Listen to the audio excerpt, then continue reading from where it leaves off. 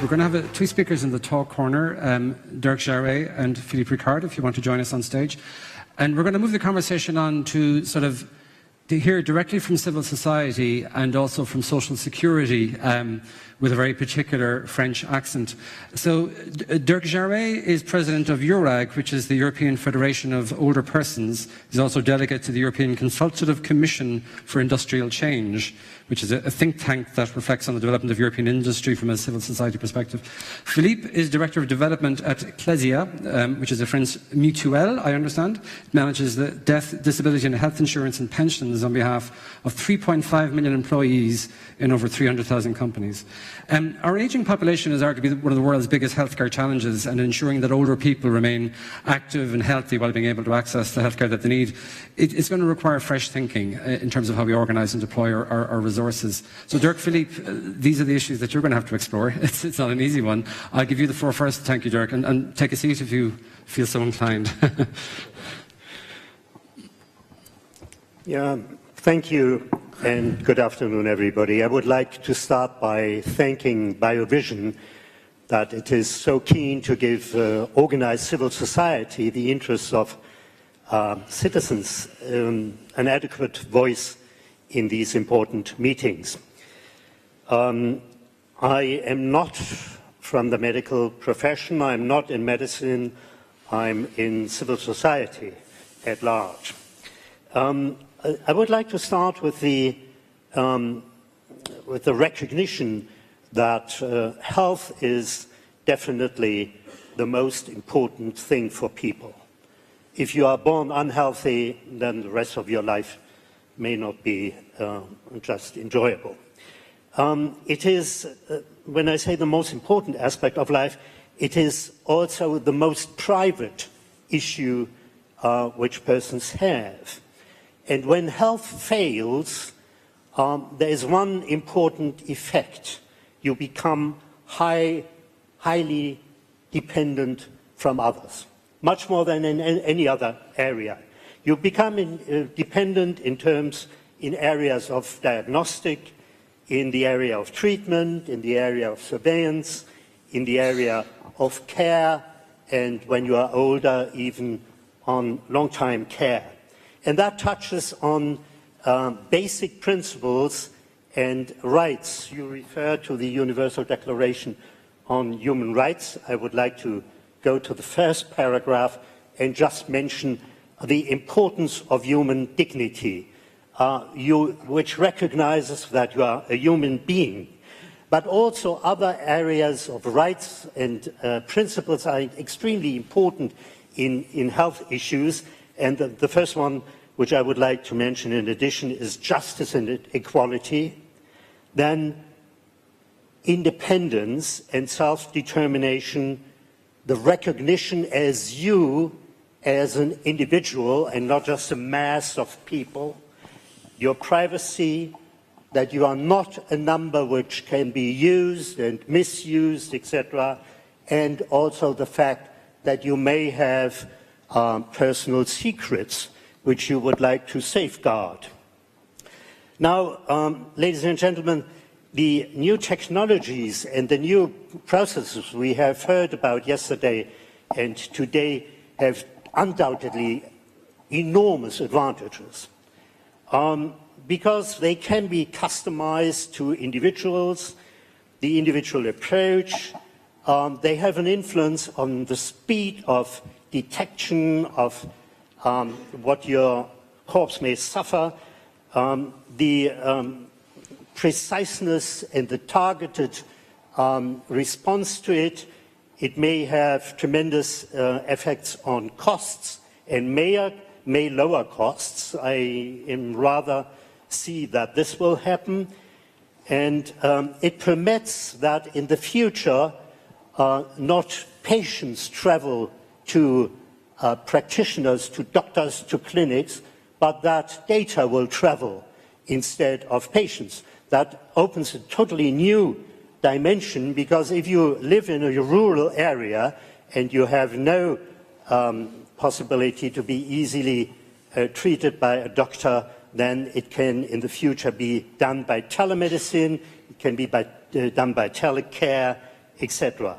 But on the other side of the coin, you have also sort of question marks and even dangers, which especially citizens perceive, because they feel that it can potentially undermine people's trust in medicine. Belief is one of the most important things when it goes about your personality. You need to trust in those you are dependent on. But people may also wonder about the security of the processes, of the drugs, of the treatments. They may fear depersonalization in the relationship between them and the medical profession. They may fear anonymity and affordability and equality in all that. So, as I said before, there are two sides of the coin. It was said that there is a shift of paradigm. That is certainly true. Great perspectives for healthcare for all and increased well-being are promised.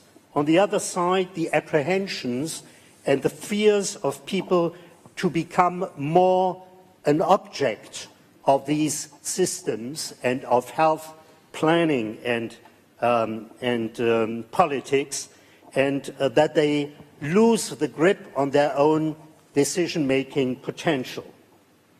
One thing is for sure, that these new dimensions of medicine will, and that is banal to say, will trigger off huge changes. The notion of time, the notion of space, and the notion of access to the systems will totally change. There will be a totally different understanding of what diseases are, what health will be, and what we mean by well-being. A great effect we will see on the medical professions.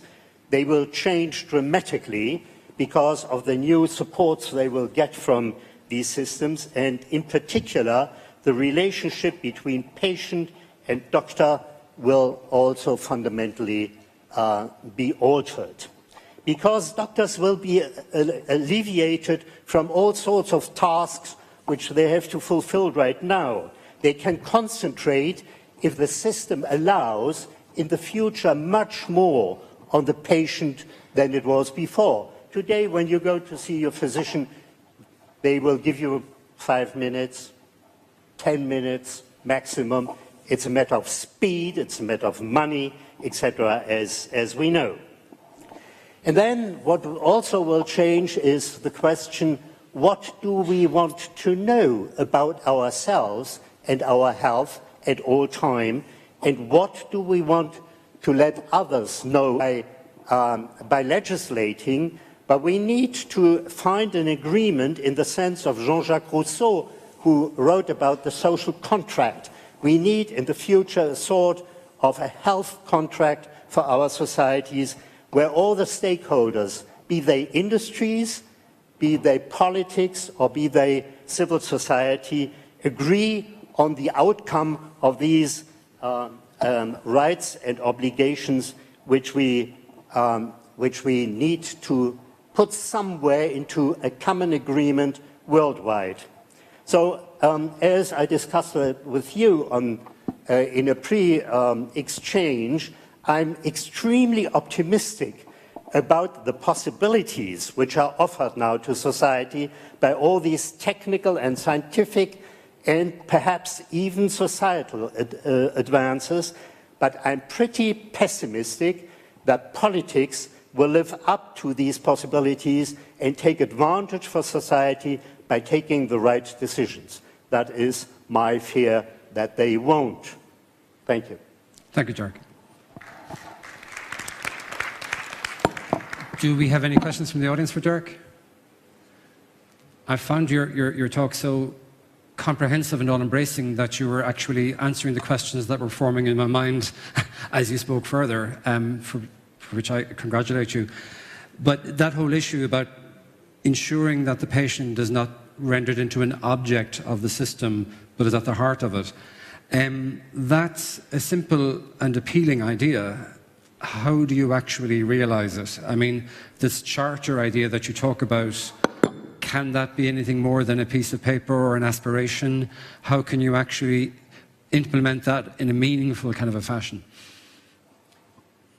Well, in European history, we had a period which we called the time of enlightenment, where we put the individual back into the center of society, and not the structures of power to determine what people had to suffer, what they could enjoy, either by the church, by the state, by whatever. That enlightenment period meant for European, and I would say even for world history and advancement, a huge progress. Because it allowed people to be aware of their singularity, of their potential, of all what they have, and to accumulate, and that is open source sharing in a way which came into it. And that was really led to progress, and it led also to the connotation of human rights. So in other words, instead of having precision medicine, we need to have enlightened or enlightenment-heavy medicine. No, the enlightenment would be in the fact that you use precision and personalized medicine and all the other systems which we are just about to develop in the right way to serve humans. Yeah. Simply humans. On the one hand, without forgetting that there's also society. It needs not to be an egoistic use of that, but also a responsible use to the whole of society. And that means something which was addressed, has been addressed this morning again and again, and that is the other world. The world which is suffering, etc. We need also to put them out of that relative darkness into the enlightenment and give them the chances which we enjoyed in Europe and other parts of the world. And that is a high responsibility. The responsibility between individual and society, which we need to share. And that is only, I think that Jean-Jacques Rousseau gave us the right example. He said, no societal project will be successful if not the three pillars of society agree on it and support it. And the three pillars are the sovereign, which is today politics, the merchant, which is today the market, and the citizen, which is civil society. If these three agree on the principles, on the rights, the duties, the obligations, etc., worldwide.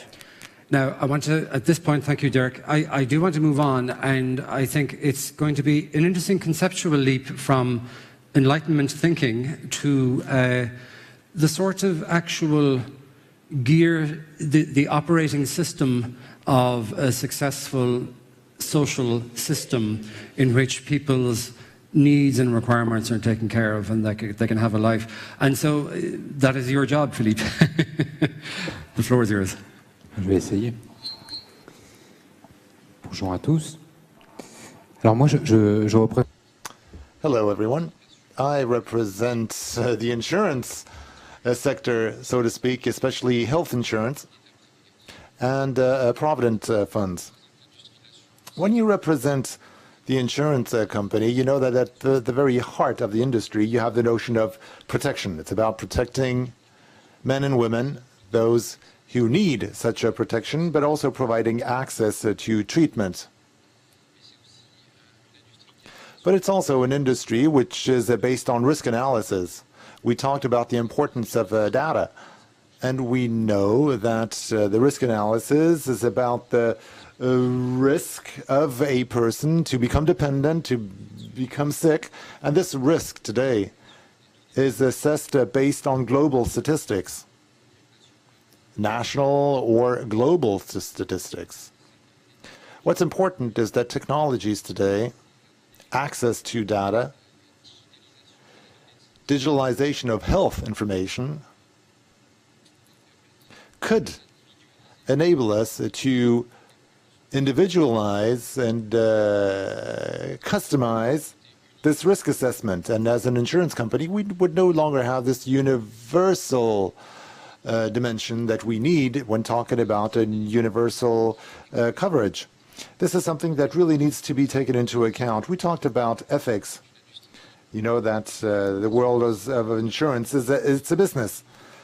Insurance companies need to be profitable. So there is a need to assess the risk, the level of risk, in order to protect our clients. This is one of the vision we can have as to how we can use personal data. We know this varies from one country to another, because if we look at the insurance sector and the health industry or pharmaceutical industry, we know that there are major differences, whether we consider the US or France for that matter.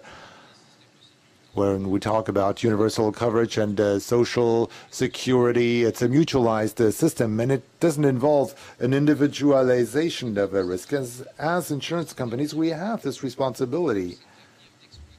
We should not exploit individual data until a person, well, we can't cover you, we can't give you an insurance because your level of risk is too high.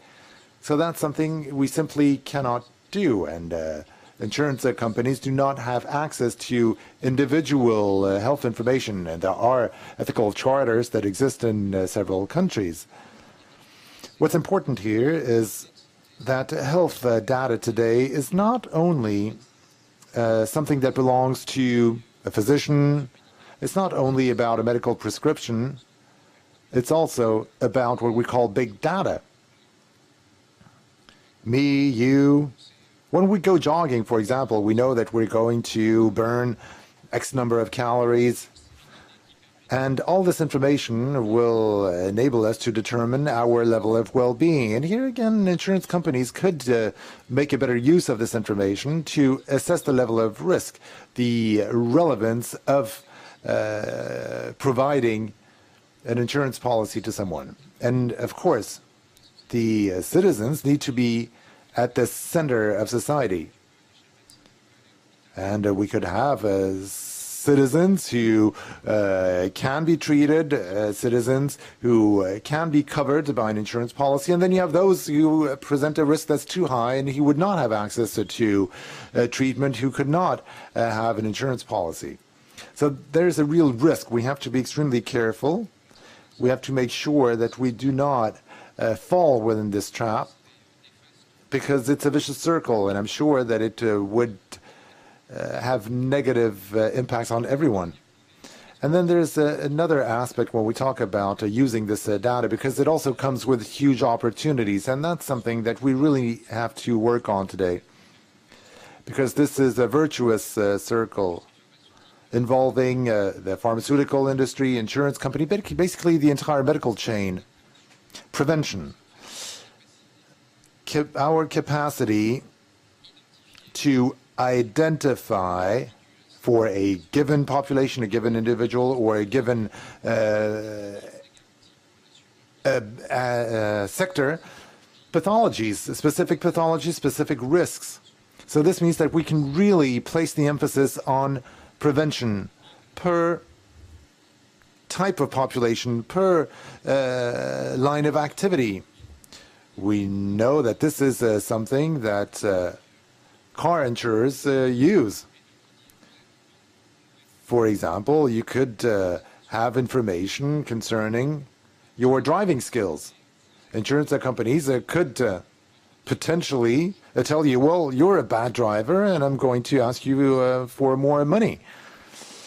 In the field of health, we could theoretically apply a similar approach, but our rationale is different. We need to find solutions to make sure that we help people improve their eating habits, to make sure that people adopt the right position, the right gestures to avoid any musculoskeletal disorders. So prevention here is key. We can give advice to our policyholders. This is what we can do to prevent diseases from occurring in time. And I think this is really the #1 mission of insurance companies today. We should no longer limit ourselves to conducting risk assessments. We really have to use all the information we can, not necessarily customize. We must be able to use this information to provide a type of service that will enable to induce a behavioral change. People have to change their behaviors. This is important because this will have an impact on the occurrence of such and such a disease and such a line of business. And underpinning all this, there are a lot of consequences. The relationship to the health system will be modified, and this is a universal approach because this is our societal responsibility. And I truly believe that this is something that insurance companies really need to focus on. This is not alone, in partnership with the pharmaceutical industry, with the entire medical chain, physicians, pharmacists, hospitals, because we're part of this medical chain. We have a role to play in the field of prevention, and we need to use all the information we can. And of course, this is one of the benefits of using these huge volumes of information. We have to sort the information, we have to make it meaningful, but it's not easy. There we go. Thank you very much.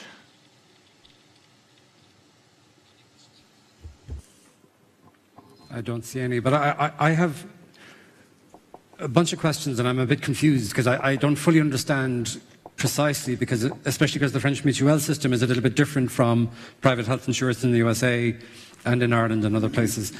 But I suppose one question I have is when you talk about the sort of necessity for people to modify their lifestyles, there's, especially in America, where this whole well-being has almost become a new religion, and these corporate well-being programs, there can be a tyranny attached to that as well, can there not? And if the right or the liberty to, not take exercise, maybe to eat the wrong food, drink a little bit too much at the weekends or during the week, those are still the right to be the kind of person you want to be, whether that's an admirable or less admirable kind of person. These are at the fundamental core of our human liberties. Will there be sort of inequalities in systems like this if you are sort of customizing personalized approaches for the people who purchase your products? Effectivement, mais c'est une vue. You're right, but this is an individual vision. It's difficult to compare the American system and the French system. But if we look at the American system, it's completely different because insurance companies, so in charge of protecting citizens, they're at the very heart of the health system. So they're one of the key players. They play a pivotal role in the health industry in the US. And we are only a small link in the chain, but in the US, they play a huge role. Today, individuals have the right to have access to an insurance policy, but in the US, you can decide to have an insurance or not. And you can lead the lifestyle you want. You can lead your life the way you want. And based on this, I can contact an insurance company and they will tell me, well, based on your lifestyle, based on your choices, personal choices, I can give you an insurance policy, but it's going to cost you not $1,000, but $10,000. Because I have to pay my salaried employees. I need to pay my shareholders. Of course, this is a bit of a caricature, but this is an individual vision. And this is the situation in the U.S. today. The health system needs to be universal in nature. And wherever you stand in the value chain, you have a responsibility. You need to prevent such and such a behavior. We're not telling people you have to act like this, you have to act like that, but we have to encourage people to adopt a healthy lifestyle, because we know that it's going to have an impact on people's health. But we know that genomics now are really changing the vision we have of prevention, because today, from a statistical point of view, we can identify your risk of getting cancer. So this really changes our perception of individualized health. But in any case, this is a true responsibility for the different players in the health chain. It's also the state's responsibility to guarantee this universal access to treatment. But at the same time, it's very important to promote everything that can promote well-being. And you know that the notion of healthcare, this is something that is widely used. And you know that Apple uses this. Apple, with their e-health app or icon, they really testify to this new trend. If you monitor your behavior, you can make the necessary changes. And this is really the message that Apple are trying to convey. And you know, they're a key opinion leader. Tout à fait. Mais j'aimerais quand même... I would like to tell you that the French Revolution taught us a great deal. Liberty, you have the freedom to make your own decisions. Equality, even in the field of insurance, and fraternity. And this is something that I found was missing here, the notion of solidarity, because this is really at the origin of this system of French mutuelles. And I believe that this principle, the notion of liberty, equality, and fraternity or solidarity, is also something that needs to be taken into account in this sector.